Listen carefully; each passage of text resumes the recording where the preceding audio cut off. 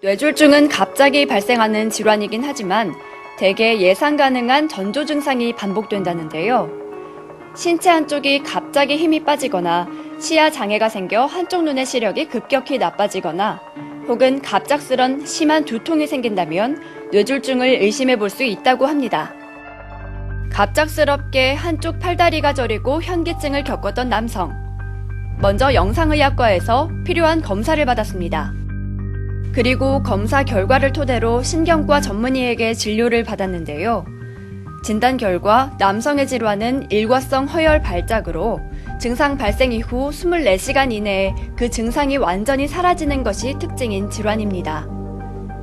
일시적인 증상이 나타났다 사라지긴 하지만 작은 뇌졸중이라고 불릴 만큼 각별히 주의해야 할 질환인데요. 이는 뇌혈관이 막혀 발생하는 뇌경색의 전구 증상으로도 볼 수 있기 때문입니다. 그렇다면 일과성 허열 발작이 아닌 실제 뇌졸중이 발생했을 경우 과연 어떻게 해야 할까요? 사실 집에서 응급처치를 할 수 있는 그런 대처 방법은 크게 없습니다. 우선 뇌졸중이 의심되는 증상이 발생했을 때는 종합병원급의 이상으로 있는 그 병원에 즉시 응급실로 즉시 내원하는 것이 제일 중요하다고 할 수 있습니다.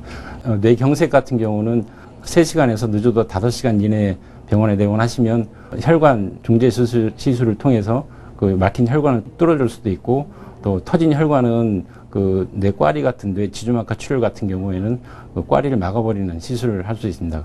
제일 중요한 것은 응급실로 가능한 빨리 내원하시는 것이 제일 중요하다고 할 수가 있습니다.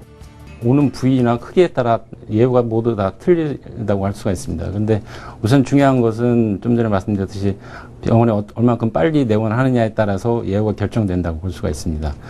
급성기 뇌경색이 지난 후에 안정이 되면은 그다음에 약물 치료와 재활 치료를 병행해서 막힌 부위에 그 혈액순환을 원활하게 하는 약물 치료를 할 수가 있고 거기에 따라서 예후가 얼마나 좋아지는지 달려 있습니다. 장기간 재활 치료를 필요로 하는 경우도 있고 한 2, 3주 만에 병원에 빨리 내원하시게 되면은 적절한 약물 치료를 통해서 거의 완전하게 회복되는 경우도 있습니다. 잠시 화면에서 보신 환자의 경우 일과성 허열 발작이 나타났는데요. 이 증상은 24시간 이내에 좋아지기 때문에 완치되었다고 생각하고 병원에 가지 않는 경우가 많다고 합니다. 하지만 일과성 허열 발작이 있는 사람 3명 중 1명은 뇌졸중이 발생한다는데요. 갑작스레 나타났다 사라지는 증상이라 하더라도 병원에 가지 않고 그냥 넘어가는 일이 없어야겠습니다. 미국의 한 대학교 연구팀에 따르면 하루 수면 시간이 6시간 미만이라면 현재 건강 상태가 좋은 사람이라도 뇌졸중 위험이 커질 수 있다고 합니다. 또한 흡연자는 물론 지속적으로 간접 흡연에 노출된 사람은 뇌졸중 발생 위험이 30% 높은 것으로 보고되고 있는데요. 담배 연기는 뇌혈관을 수축시키고 연기에 포함된 유해물질은 혈관의 도구로 작용하기 때문이라고 합니다. 이 밖에도 뇌혈관 질환 위험을 높이는 여러 가지 요인이 있는데요. 뇌혈관 질환을 예방하기 위해서는 과연 어떻게 해야 하는지 신경과 전문의에게 들어봤습니다. 치료할 수 있는 예방법이 있고 우리가 관리할 수 없는 예방법이 있습니다.